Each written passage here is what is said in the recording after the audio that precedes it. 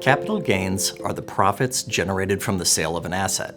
It applies to both financial assets, such as stocks and bonds, as well as tangible assets, such as investment property. Capital gains are calculated as the sales price of an asset less the investor's basis in that asset. For financial assets, basis typically equals the original purchase price.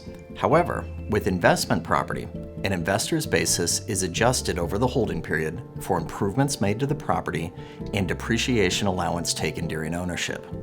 Depreciation allowance is a benefit to investors during ownership as it reduces taxable income, allowing investors to keep a greater share of the property's income.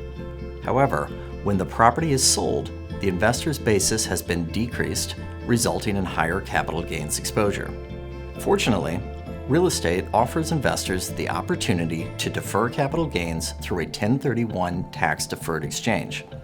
Similar to a 401k, a 1031 exchange allows investors to defer gains by rolling over proceeds and reinvesting in investment properties. A 1031 exchange maximizes equity available for reinvestment, potentially resulting in significantly higher cash flow and wealth accumulation compared to paying taxes. Investment property wealth management encompasses exit planning, a critical but often overlooked component of capital preservation, retirement planning, and estate planning.